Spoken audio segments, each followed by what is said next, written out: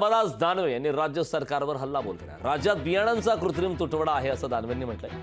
शेतकऱ्यांना दुप्पट दराने बियाणे खरेदी करावं लागते असं देखील दानवेंनी म्हटलंय। महाबीजकडून पुरेसे बियाणे उपलब्ध करून दिले गेले नाही असं दानवेंनी म्हटलंय।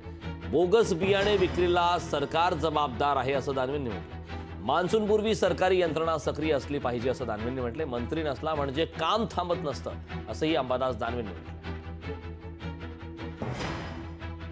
महाबीज ही सरकारी कंपनी असल्यामुळे खरं तर बी बियाण्याची उपलब्धता महाबीजकडून जास्त प्रमाणात असण्याची गरज, पण कृषी खातं याच्याकडं जास्त लक्ष देत नाही। कारण खाजगी कंपन्यांना जास्त फायदा व्हावा, खाजगी कंपन्या मार्केटमध्ये जास्त बियाणं आणावं असा त्याच्या मागे खरं तर महाबीज कंपनीची एक विश्वासार्हता शेतकऱ्यामध्ये नक्की आहे।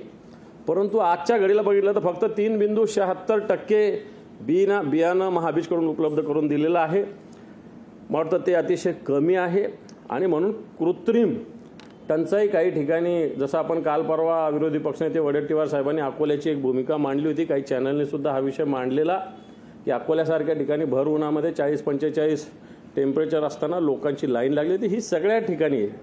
अकोल्याची फक्त तुमच्या निदर्शनास आली, परंतु जवळपास सगळ्या ठिकाणी अशा पद्धतीनं बी बियाण्याची स्थिती आहे। सरकार याच्यावर सुद्धा लक्ष द्यायला सरकारची तयारी नाही आहे। सरकार या सगळ्या विषयात संभाजीनगरच्या बैठकीत जे बोगस बियाणं आहे याचं सुळसुळाट मागच्या काळात मोठ्या प्रमाणावर झालेला, विशेषतः गुजरातमधून मोठ्या प्रमाणावर बियाणं येत होतं आणि याच्याकडे सरकारने आळीमिळी गुपचिळीचं धोरण केलेलं होतं आणि म्हणून या सगळ्या विषयाकडे सुद्धा मोठ्या प्रमाणावर लक्ष देण्याची आवश्यकता आहे।